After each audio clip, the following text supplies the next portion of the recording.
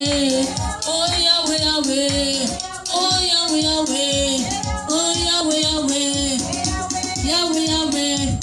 Oh Yesu ni wangu, ni wazima wa milele. Oh Yesu ni wangu, ni wazima wa milele. Ni wazima wa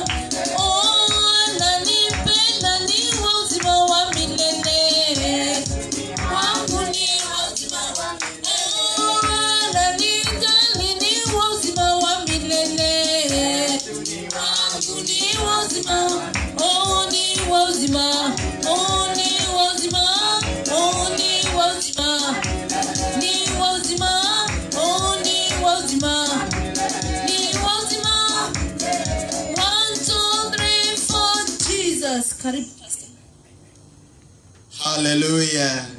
Praise be to God. Happy New Year. Aya, tunaweza kuketi katika jina la Yesu. Mungu wetu ni mwaminifu, yeye ametupenda na hakika anatuinua na tunazidi kumuinua katika jina la Yesu. Sogea katika hiki kiti cha katikati. Next seat. Najua Bwana wetu ni mwaminifu, hakika. Kuna wengi mwaka jana wamekutana na mambo mengi, wengine wakatuacha, wengine hata leo vile tunazungumza wameamuka mwaka wakiwa kule hospitalini, wengine wako katika oxygen, wengine wako ICU na mahali pengine, lakini Jehova ametupendelea. Bwana asifiwe sana. Ndio maana amekupea nafasi na mimi ili tupatikane katika ibada ya siku ya leo, tupate kumtukuza katika jina la Yesu. Bwana asifiwe. Ninashukuru Mungu kwa sababu anipa nafasi. Nilipata kukimbia kule nyumbani, tukawa na ibada nzuri ya Askofu Joseph Misuko Masese ambaye aliwekwa wakfu kuwa Legion Overseer Nyanza North, na ibada ikawa ni nzuri na Bwana akaweza kutukuka, na nashukuru Mungu kwa sababu hiyo. Wapendwa, walisafiri na tukuweza kusikia jambo lolote ambalo liweza kutendeka mbaya. Wale waliotoka sehemu mbalimbali, Nairobi, Western Coast, Central Rift Valley na sehemu mbalimbali, Bwana aliweza kuwabariki na wakafika vizuri, na ilikuwa ibada ambayo iliweza kuwa ya kufana, na hakika Bwana aliweza kumuinua. Na tunapoona watumishi wa Mungu wanapoinuliwa hivyo, nasi tunashukuru, maana wanapoinuliwa na sisi tunainuliwa kadri na mapenzi ya Mungu. Bwana asifiwe. Na pia nashukuru Mungu kwa sababu ya familia yangu imekuwa vizuri. Bwana ametuwezesha tukavuka mwaka vyema na tumeona mwaka wa 2022. Bwana asifiwe sana. Na mimi nafurahi. Jana tumekuwa na wakati mzuri mahali hapa, wapendwa waliweza kupatikana na tukawa na ibada nzuri sana ya kesha, na nafurahi maana hakika ilikuwa ni mwaka vizuri. Kwa hivyo wale waliweza kupatikana, ninawapa kongole na kuambia Bwana awakumbuke kama vile mlikumbuka kupatikana katika nyumba ya Bwana na mkaanza mwaka na style ya kumuinua Mungu, naye Mungu awakumbuke na pia apate kuwainua katika mwaka huu katika jina la Yesu. Bwana asifiwe. Bado naendelea kushukuru Mungu kwa sababu ya wale ambao wametenda kazi kwa ajili ya nyumba ya Mungu kuweza kupamba madhabahu ya Mungu, na Bwana apate kuwakumbuka pia apate kupamba maisha yenu katika jina la Yesu. Zaidi nataka kushukuru Mungu kwa sababu ya wapendwa ambao tumeweza kufika siku ya leo ili tuweze kujumuika. Na sasa Bwana ameniwezesha leo ujumbe nilio nao kwenu kwa mwaka huu si ujumbe wa leo peke yake. It is the message for the year 2022. The message for you: invest in the Lord. Weka asina kwa Bwana. That is the message which is going to drive us through this year 2022. Itakuwa ni msingi wetu kwa ajili ya madhabahu haya mahali hapa, ukiwa unajua, na nitaweza kupeana ufunuo zaidi kwa ajili ya ujumbe huo, ili uweze kujua kuweka hazina kwa Bwana katika mwaka huu utaweka katika njia gani. Na ujumbe ambao ni msingi wa neno letu katika mwaka huu unapatikana katika kitabu cha Mathayo 6, Matthew chapter number 6 verse number 19 to 21. Neno la Mungu linasema hivi. Soma kwa Kiswahili na nitazungumza kidogo kwa Kimombo ili Bwana apate kutukuka katika jina la Yesu. Mathayo 6:19 mpaka 21, neno la Mungu linasema hivi. Msijiwekee hazina duniani, mahali ambapo nondo na kutu uharibu, nao wezi uvunja na kuiba. Lakini jiwekeeni hazina mbinguni, mahali ambapo nondo na kutu haviharibu, wala wezi hawavunji na kuiba. Kwa sababu mahali hazina yako ilipo, hapo ndipo pia moyo wako utakapokuwa. Bwana apewe sifa. Amen. Kiingereza nasema, lay not up for yourselves treasures upon the earth, where moth and rust do corrupt, and where the thieves break through and steal. But lay up for yourselves treasures in heaven, where neither moth may, because where you invest is where your earth is. Praise be to God. Amen. Basi ujumbe huu uliingia kwangu nilipoomba, nikauliza Mungu aweze kunisaidia niweze kuwapea ujumbe wa mwaka huu, ili uweze kuwa msingi ambao utaweza kutuinua na ambapo utaweza kutusaidia. Na zaidi nikiwa najua mwaka huu ni mwaka wa uchaguzi katika nchi yetu ya Kenya. Na Bwana akaweza kunisungumuzia kwamba tunaposungumuzia kuhusu kuweka hazina, tutajua Bwana anaenda kutusaidia. Maana tunajua kwamba ikifika mwezi wa 8 mwaka huu tutaenda kufanya uchaguzi. Watu wengi watachagua viongozi ili waweze kutusaidia kuwa mwelekeo katika constituency, katika county, katika kule mashinani, ma MCA na watu wengine. Lakini kuna watu wanaweza kusahau, waweka hazina zao kwa wale viongozi wanaenda kuchaguliwa. Na wanapoweka hazina zao kwao, mwanadamu anaweza kukuangusha, kwa sababu uliweka matumaini yako 100% kwa yule kiongozi ambaye utamchagua. Awe ni MCA, awe ni mjumbe, awe ni senator, awe ni governor, awe ni deputy president, ama awe ni president wa nchi. Lakini aweze kukuangusha kwa sababu ya tumainio la moyo wako, jinsi angeweza kuongoza maisha yako, jinsi angeweza kuongoza mambo ya economy, mambo ya miradi mbalimbali kule katika sehemu ya mashinani mahali unapotoka. Aweze kukuangusha na atafunja moyo wako kwa sababu uliweka hazina kwake akiwa ni mwanadamu, ukasahau kuweka hazina kwa Bwana. Bwana asifiwe. Ndio maana Mungu akaniambia kwamba ni vizuri usungumuzie wapendwa, utakapoingia mahali pale. Ndio tutaingia katika uchaguzi, tutachaguana. Mwaka huu sio kuchaguana peke yake. Kuna watu wataingia kwa sababu ulipofanya biashara zako mwaka jana, biashara hazikwenda vizuri kwa sababu kulikuja corona, nchi ikafungwa, ikafunguliwa, kukaweka curfew, watu wakafungwa mdomo kwa sababu hakuna njia nyingine na mambo mengine kama hayo. Au kuweza kufanya vizuri jinsi ungependezwa. Na Mungu akanijulisha niwaambie leo kwamba mwaka huu ukiweka hazina, kuna mambo kadhaa tunaenda kuangalia, mambo 6 hivi ambayo yatatuweka mwelekeo kujua jinsi ya kuweka hazina kwa Bwana. Niambia kwamba ni vizuri, waambie wapendwa, mwaka jana haukuwa mzuri. Kwa sababu gani?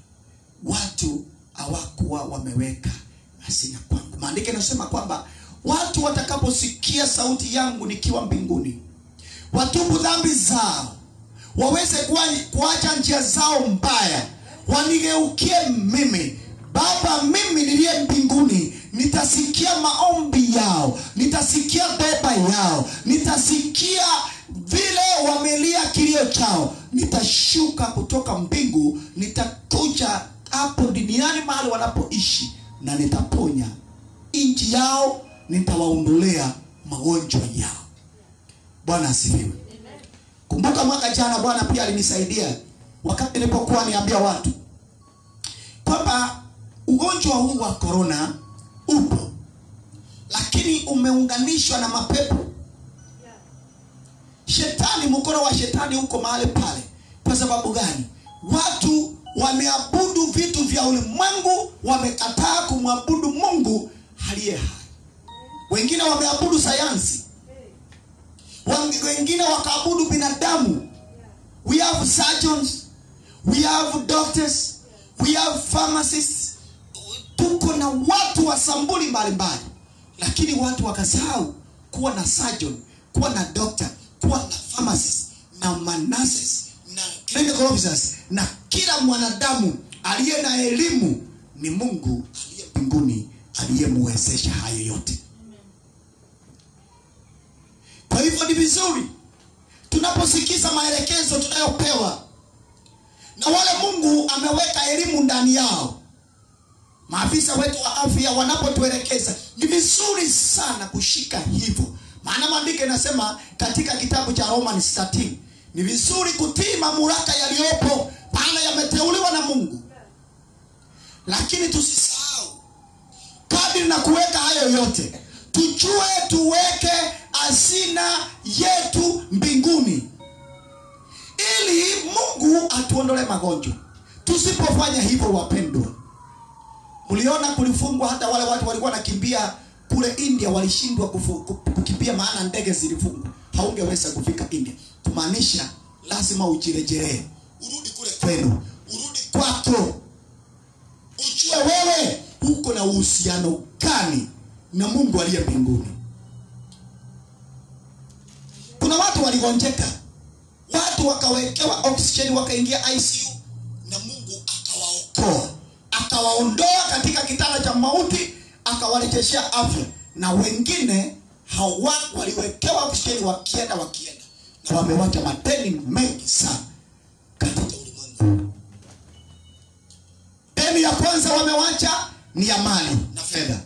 Deni ya pili ni ya dhambi kupitia kwa laana ambaye amewacha. Kama ni mama ameacha kwa watoto, kama ni mzee ameacha kwa watoto, kama ni kiongozi wa kanisa na alitenda dhambi, ameacha kwa dhehebu lile alikuwa anaongoza, ameacha deni ya laana ya dhambi. Kwa sababu wale watu wote alikuwa anaelekeza, basi aliwaelekeza katika njia mbovu. Bwana tusaidie. Bwana asifiwe. Kuna mambo kadhaa tunahitaji tujue wakati unapoweka hazina mbinguni. Jambo la kwanza, personal devotion, meditations and reflections. Wakati unajaribu kuangalia mwaka huu, nimewaambia wapendwa kwamba mwaka huu kuna mambo tuna reflect. Mwaka jana 2021 kuna yale tulikuwa tunahitaji. Kwa mfano mimi, kuna baadhi ya Mungu alinitendea, na niliwaambia kabla tufuke mwaka, kuna baadhi ya yale nilikuwa natarajia kutoka kwa Mungu, na hakika Mungu alitimiza kadri na utajiri wake wa mbingu. Na kuna yale sikuweza kufaulu kupokea, na najua Bwana alikuwa na sababu ya kuweza kunitimizia mwaka wa 2021. Lakini najua mwaka huu atatimiza katika jina la Yesu, kwa sababu kuna ujumbe pia ameweka ndani yangu. Tuweke hazina kwa Bwana katika mwaka huu. Unapofanya personal devotion, ndio wakati unapojiangalia katika mambo ya maombi na kufunga. Mwaka jana corona vile iliingia, njaa ikawa nyingi, hata watu wengi walijifanya wako katika maombi ya kufunga. Lakini hakika they were doing it, tunaita hunger strike, kwa sababu walikuwa na njaa, hawakuwa na fedha, hawakuwa na vitu za kununua mapochopocho ya kula na kunywa. Lakini wengi wakaingia katika maombi ya kufunga, na hayo Mungu hakuyatambua, kwa sababu watu ni pesa hawakuwa naye ya kula na kunywa. Lakini wakati unapoingia katika maombi ya kufunga, kula na kunywa, ukiwa na mapochopocho ya kula, ukiwa na vyote ambavyo vinahitajika, lakini unanyima kwa ajili ya mbingu, na unakubali kufanya maombi. Maana wengine wanafunga ndio, lakini hawaombi. Hiyo pia inaingia katika hunger strike, kwa sababu inaitwa prayer and fasting. Unapoingia katika personal devotion, mpaka uweze kujua haya yote katika jina la Yesu. Meditations. Wakati mwingine sio lazima ufanye maombi. Nakumbuka Yesu wakati mwingine alikuwa anatembea, anakutana na mtu anamwambia jambo, na ukiangalia huyo mtu katika maandiko, hakuna kitu alikuwa anaongea, hakuwa anazungumza, but he or she was meditating. Anapo meditate, the spirit recognizes that. When you meditate about the word of God, when you keep silence because of the word of God, you are just meditating of the heavenly kingdom, of the goodness of God, of the love of God, the grace of God. The Spirit of God recognizes that. And the angels of heaven, wale wako na wewe muda kila wakati, wanapeleka ujumbe mbinguni. Yule mtoto ambaye tunakaa na yeye, hakika kila wakati anawaza mambo ya kiungu, na Bwana anaendelea kukutakaza, anaendelea kukuinua, na anakusongeza hatua moja kwenda nyingine katika jina la Yesu. Bwana asifiwe. Jambo lingine ni reflection. Unapofanya reflection of your life, where have you come from? Where are you? In where do you want to go? In terms of your spiritual life and in terms of your physical life. Remember, we stay in two ways. We stay in the physical life and we also stay in the spiritual life. Na katika spiritual life, unaweza kuishi katika spirit ya giza. Na hakuna njia nyingine. Katika spirit unaweza ishi spiritual life ya kiungu ama spirit ya kishetani. Watu wengi na hapo ndio wanapotea. Ndio mtu anapatikana kanisani, ako katika sifa na ibada, ako katika matoleo, fungu, sadaka na kila kitu anatoa. Ikisemekana mchungaji anatakikana kitu fulani, yeye hata anasema hata mimi nataka kutabu hiyo blessing. Anatoa karibu kila kitu, hata inapita ile kitu ilikuwa inahitajika. Lakini maisha yake ya siri ni mbaya. Yeye ni msinifu, ni msherati namba moja, ni mwizi. Yeye ndiye ako corrupt number 1. Kama ni kazi anafanya serikali, ni mwizi wa mali ya umma. Yeye ni yule mtu wa kusingizia watu. Na sasa kama yeye ni afisa wa polisi, anakamata watu akisema hawajavaa mask na awaongereshi, awapeleki polisi wastakiwe, anachukua murungura 100, 200, 300, 500, 1000. Sasa jehanamu inangoja. Kwa sababu hiyo unachukua hii, unasikia homa imekamata mama 100 kwa 100, ulichukua 100, unanunua tembe za 200. Hivyo imekula yako na ile uliiba. Watoto, pesa ndio hiyo. Sababu umeiba hivi, mtoto naye anakuibia kutoka kwa pochi lako. Unafikiria ulipoteza kwa barabara, kumbe mtoto ndiye ameiba. Amechukua. Maana shetani kazi yake imeandikwa katika John 10:10 sehemu ya kwanza. Kazi ya shetani ni nini? Aibe, aue na haribu. Kwa hivyo wewe unakuwa corrupt, wewe singizia watu makosa yasiyo yao na mambo mengine, ujue shetani amekuja kutawala katika boma lako. Na anapotawala, basi mambo hayo matatu hawezi kosekana hapo. Anaweza iba, anaweza haribu, na usipochunga zaidi apoteze maisha yako ama ya mpendo wako wa karibu sana. Kwa hivyo tunapokuwa na personal devotion, pia Mungu anatusaidia, kwa sababu hiyo ni njia moja tunaendelea kuweka hazina yetu kule mbinguni. Jambo la pili, reading the word of God. Kusoma neno la Mungu linakupa ufahamu. Neno la Mungu linasema kwamba watu wangu wanapotea kwa sababu ya kutokuwa na ufahamu. Neno la Mungu ndio linakupea ufahamu, linakupea hekima ya mbingu. Unaposoma storybooks, unaposoma kemia, unaposoma historia, unaposoma hesabati, nafikiri kwa wale wanafunzi wako hapa, nafikiri nimelitaja vizuri, pamoja fizikia, physics mnasema fizikia, ama mnasema nini? Nafikiria japo sikuwa mwalimu wa wanafunzi wa high school, primary na mari kwingine, lakini nilikuwa mwalimu ya majeshi. Bwana asifiwe sana. Kwa hivyo unapojua hayo yote, ujue kuna masomo mengine, na hayo ni masomo ya kiroho yatakayokusaidia kuweka hazina yako mbinguni. Be a good reader of the Bible. Na usisomange Biblia kama novel.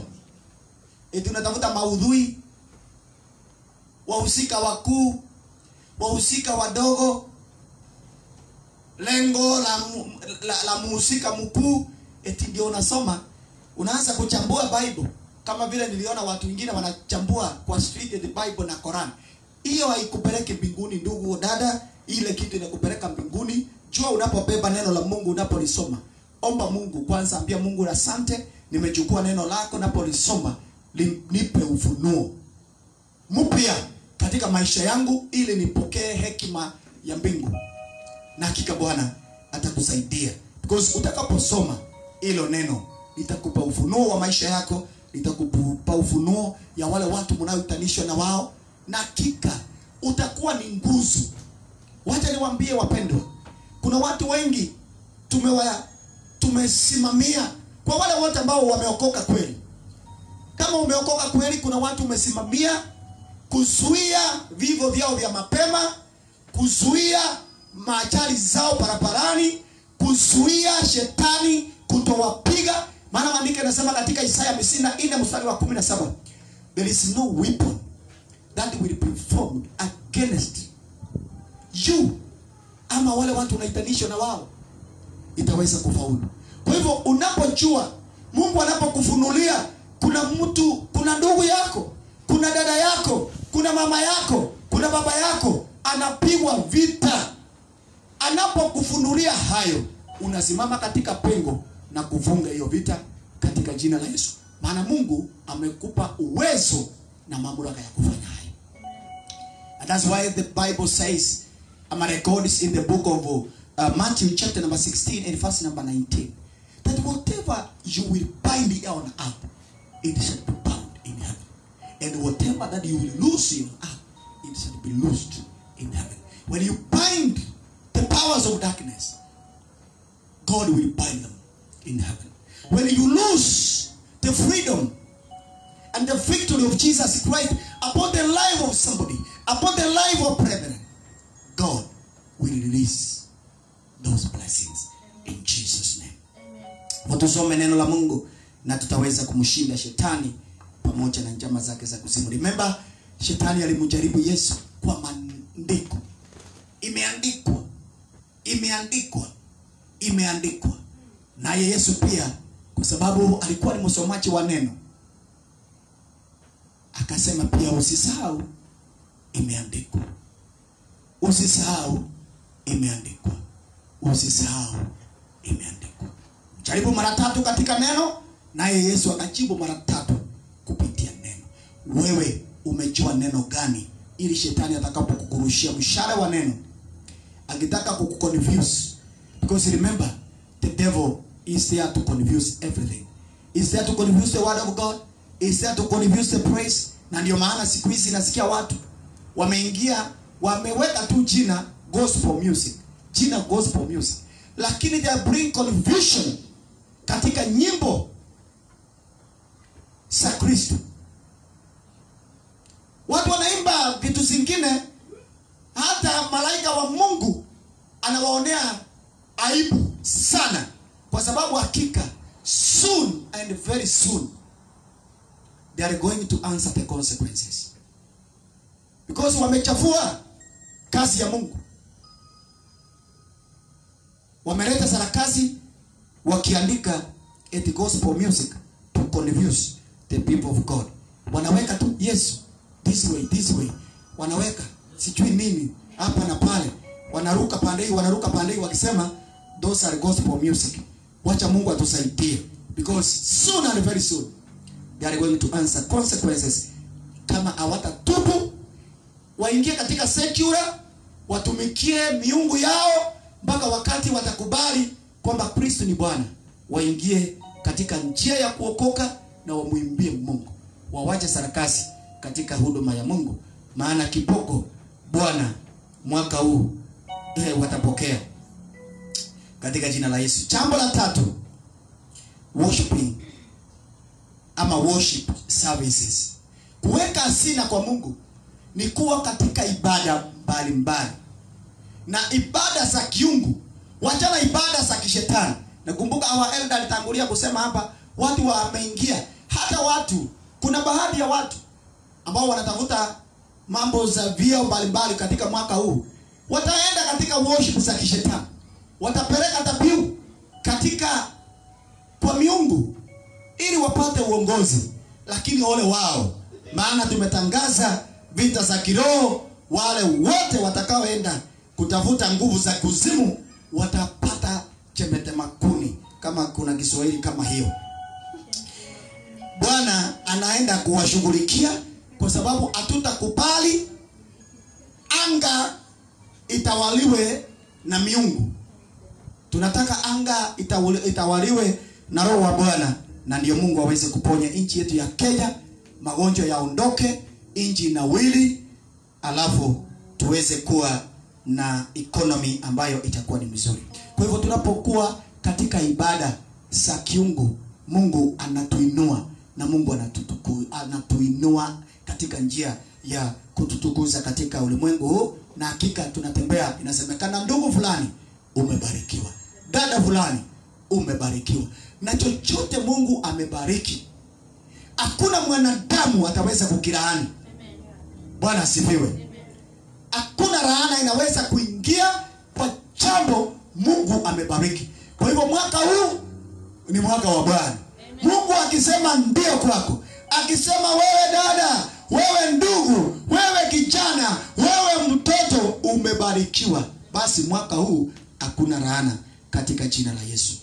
Na katika worship services zetu tuweze kujua kwamba pia kuna dhabihu mbalimbali zinatolewa katika ibada zetu.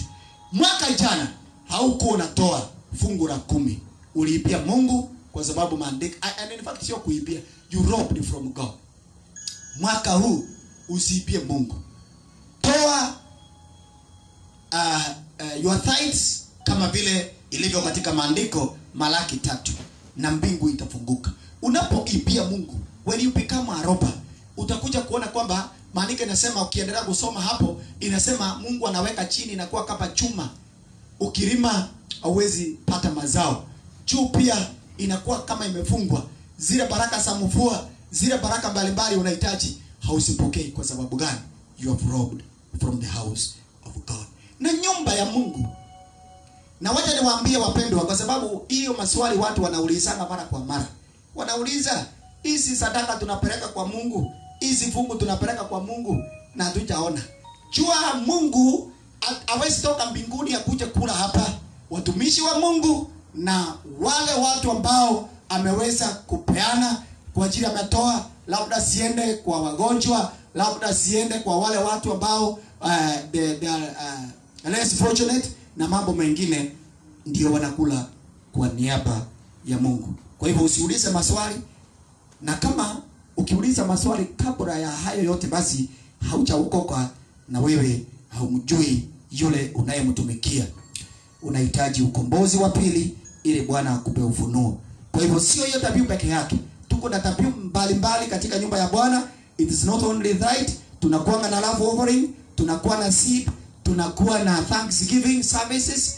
Kwanza kama vile Mungu amekujalia, amekufunulia kila mambo, amekutendea jambo fulani, we have thanksgiving services ambazo zinaingiana na worshiping God katika jina la Yesu. Bwana tusaidie tuweze kujua worship services, jinsi ya kuweka hazina kwa Mungu. Fellowship groups, hiyo ni njia nyingine kuweka hazina kwa Mungu. Fellowship groups ni kupatikana katika vikundi mbalimbali, vikundi vya kumtukuza Mungu. Ninajua akina dada wetu ni wazuri sana katika vikundi mbalimbali za kina dada kule nyumbani. Na ukijaribu kufuatilia wadada wetu hawakosangi zile vikundi za kinyumbani kule nyumbani, zile merry go round. Na wako hatari hizo, wanajua vile wanaendeza sana. Na hata wanaweza enda kwa mtu mahali fulani wamwambie, wewe dada, wewe mama fulani, hautafanya hii na hii. Lakini hawapatikani katika fellowship za kuweka hazina mbinguni. Kwa hivyo patikana katika fellowship ya kina dada ya kanisani. Patikana katika fellowship ya kwaya kanisani. Patikana katika fellowship ya praise and worship kanisani. Patikana katika fellowship ya intercessors katika kanisani. Kuna watu wakati mwingine wakiwa wagonjwa hawezi hata kumbuka kuchiombea, but you are there, you know, dada fulani, ndugu fulani, kijana fulani, mtoto fulani ni mgonjwa. Mnashikana katika imani moja na mnamuombea. That is the worship, that the fellowship groups ambazo zinaweka hazina kule mbinguni. Wakati mwingine mnaweza tafuta hata katika matoleo fulani, mnasema tunaenda kutafuta kutembelea ndugu fulani hospitali, dada fulani hospitali, ni ndugu katika Bwana na amelazwa kule hospitali. Mnafanya maombi katika intercessory na mnaenda kumtembelea. Those fellowship groups ambazo zinaweka hazina kule mbinguni. Jambo la 5, classes, mafundisho, training ama seminars. Ni vizuri kupatikana katika seminars za kina dada ambazo zinaitwa, maana ni mafundisho ya mbingu. Kuna watu wanapenda kupatikana katika seminar si za kumtukuza Mungu. Sherehe ni nyingi, zinaitanishwa mahali kwingi. Watu wanasema na hata zinatangazwa kwa maredio. Sherehe za kitamaduni. Wanasema eti tuko na tamaduni za Wakisii, tamaduni za Wagiriama, tamaduni za Kikuyu, tamaduni za Waembu, tamaduni za Wakamba, sijui tamaduni za Wajaruo na vitu. Na watu wanaenda huko kwa sababu wanataka kwenda kukula na kutukuza miungu za Wakisii na miungu ya watu katika makabila mbalimbali katika jamhuri yetu ya Kenya. Lakini wanakataa kupatikana katika seminar za kwenda kumtukuza Mungu, kujua Mungu ni nani. What is the power in the cross of Jesus? What is the power in the blood of Jesus? What is the power in the name of Jesus? The power in the word of God. The power of the Holy Spirit. The power of salvation. The power of baptism. Ubatizo ni nini? Watu wanakataa kupatikana katika seminar na mafundisho hayo. Lakini wakiambiwa msanii fulani anaimba nyimbo za secular, wako huko, alafu wanaulizana maswali. Niko mahali fulani, aya, dance this way, dance that way, that way. Na mambo mengine hawakosi kupatikana katika semina hizo. Oh, labda ni baraka. Nashukuru Mungu kwa sababu Mungu hawezi wacha jambo lolote litendeke bure. Bwana asifiwe. Nakumbuka sijui kama ni hapa ama ni kule nyumbani, niliambia watu, nafikiri ni Kisii, hata kuna mateso mengine yanakuja kwa mtu na mkono wa Mungu uko hapo ili ukurekebishe. Unajua kila kitu watu wanasema shetani, shetani, shetani, shetani. Lakini kuna mengine Mungu anaruhusu. Anaruhusu for the glory and the honor of his name. Mnakumbuka vile aliruhusu Farao, moyo wa Farao uwe mgumu ili wana wa Israeli wamuone Mungu. Bwana asifiwe sana. Kwa hivyo kuna mambo mengine yanaweza kutendeka kwako, unaona ni shida, wewe unasiona shida, lakini Mungu anataka aruhusu hilo jambo litendeke kwako ili utukufu wake uweze kujidhihirisha katika jina la Yesu. Jambo la mwisho nataka kulizungumzia ni ministerial services, missionary trips and the community outreach opportunities. Ministerial services, mission trips and the community outreach opportunities. Hii ni njia nyingine pia ya kuweka hazina mbinguni. Unahakikisha yale mazuri umepata kanisani. Tangaza kwa wengine. Ukikutana na dada, mpe ushuhuda. Ukikutana na ndugu, pe ushuhuda. Umufikishie huduma, umufikishie ujumbe. Mnakumbuka mwanamke Msamaria alikimbia kule, akasema njooni, njooni, njooni mumuone mtu yule ambaye ameniambia siri zangu zote. Alipeleka ujumbe wa Yesu. We need to weka hazina katika ministerial services, mission trips and the community outreach opportunity. Community mahali unapokaa. Kama hapa Kamukunji Police Lines. Kana watu na waambie jinsi Bwana anatenda katika madhabahu haya. Jinsi wewe mwenyewe Bwana amekutendea. Tafuta tu ushuhuda. Kama wewe Bwana hajakutendea ile, unaweza kupeana ushuhuda hakika wa kuconvince. Peana ushuhuda wa yule ndugu, yule dada umeona na macho jinsi Bwana ametenda. Mwambie dada fulani alikuwa kwa ibada, akaomba jambo fulani na Mungu akatenda. Akaomba kitu fulani na Mungu akatenda. And that is how you can minister to people. You can reach people in the community mahali wewe unakaa. Na pia mambo ya crusades. Tunahitaji Bwana atatusaidia kwa sababu corona mwaka huu ninajua kwamba Bwana ataenda kutusaidia. Haitafunga outreach ministries, tutakuwa na crusade Bwana akituwezesha mahali hapa Kamukunji area business hapo, na Bwana anaenda kutusaidia katika jina la Yesu. Kwa hivyo nataka nimalizie, tusome katika kitabu cha Ecclesiastes chapter number 12 verse number 13 ili Bwana anaenda kutubariki. Mhubiri, kitabu cha Ecclesiastes chapter number 12 and verse number 13 inasema hivi: hii ndio jumla ya maneno yote yamekwisha sikiwa, mcheni Mungu nawe uzishike amri zake, maana kwa jumla ndiyo ipasavyo mtu. Let us hear the conclusion of the matter. Fear God and keep his commandments, for this is the whole duty of man. Mwaka huu kazi yako ni kushika amri za Mungu. Kazi yako ni kumtumikia Mungu. Uwe kule kazini, be the champion ya Jesus Christ. Kwa mwanga wa Kristo Yesu kule kazini. Kwa mwanga wa Kristo Yesu kule nyumbani kwako kama familia. Kwa mwanga wa Kristo Yesu katika jamii yenu. Usikue wewe ni yule mama, ni yule mzee, mtu wa vitina akitajwa kwa kijiji chenu, wewe ndiye mtu wa kwanza unatajwa. Baba fulani ndiye mtu ya vitina namba 1. Mama fulani ndio wa masengenya namba fulani. Kama unataka ndugu ya watu ndio watu wapigwe, ama watu mtu fulani imesemekana iko mwizi ametokea karibu na kwenu na watu wanataka achomwe, wanauliza ni mama gani atapiga nduru ya juu ndio watu wajue kuna mwizi hapa, wanasema mama fulani.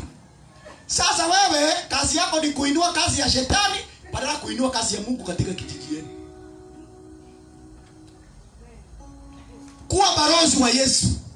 Mahali unapofanya kazi, kwa boma yako,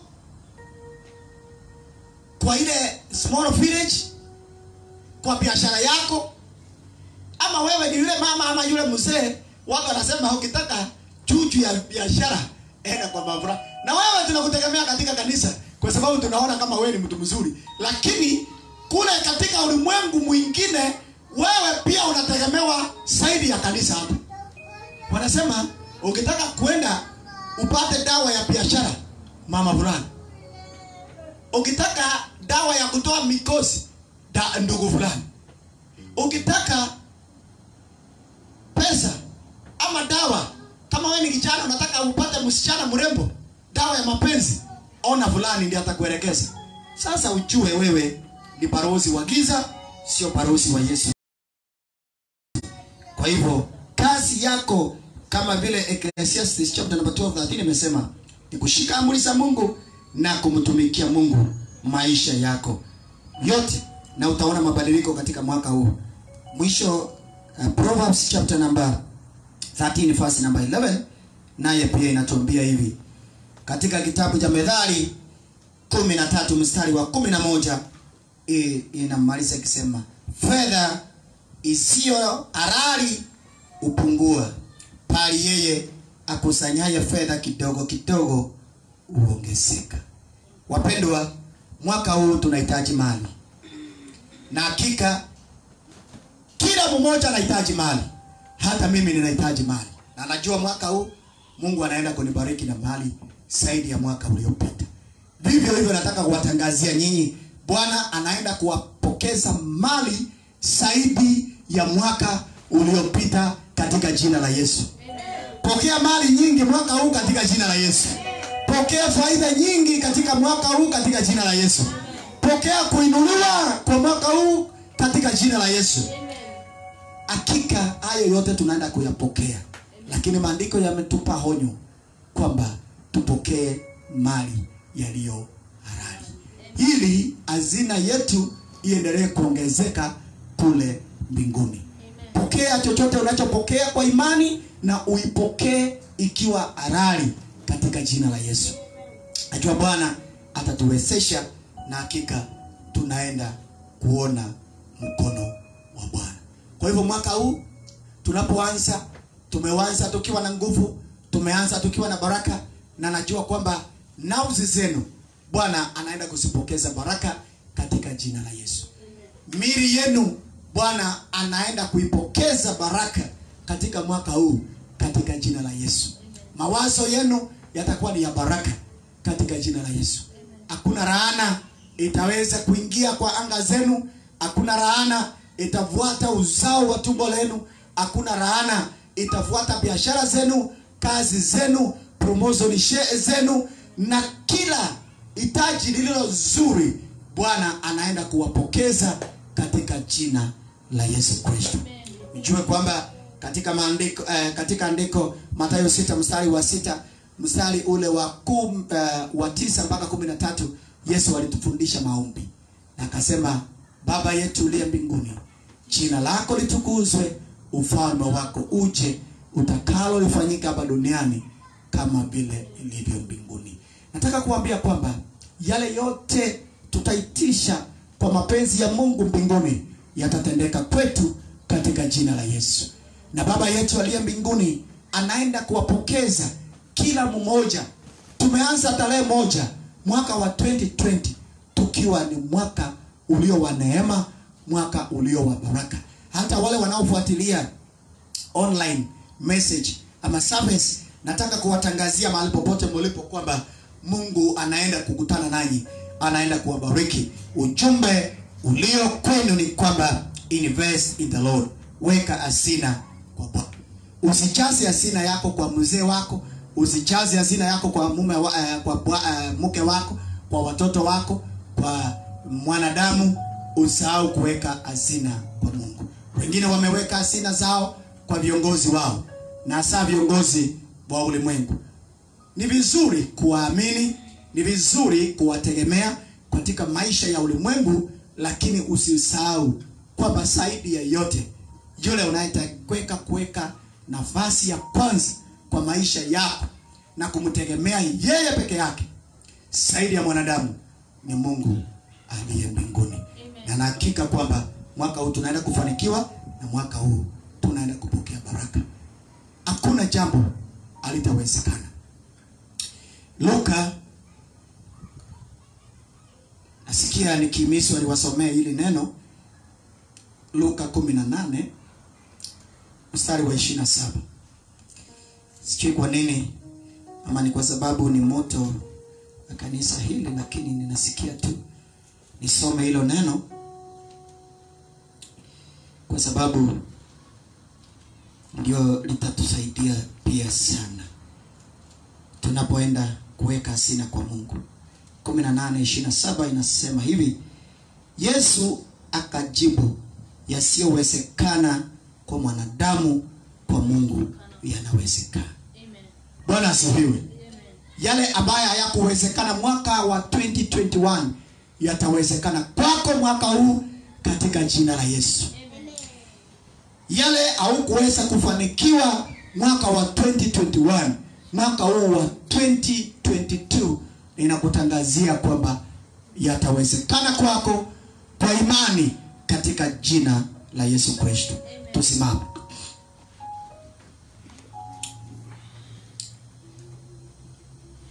Tutaimba wimbo wa kuabudu Bwana u sehemu yangu. Ninataka tu tuimbe Bwana u sehemu yangu, na najua kwamba Mungu anaenda kutusaidia, sababu yale tunatarajia mwaka huu, Bwana tuongoze awe katika sehemu yetu.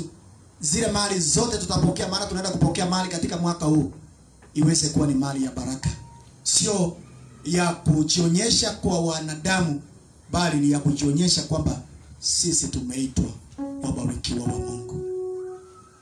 Bwana u sehemu yangu, rafiki wangu wewe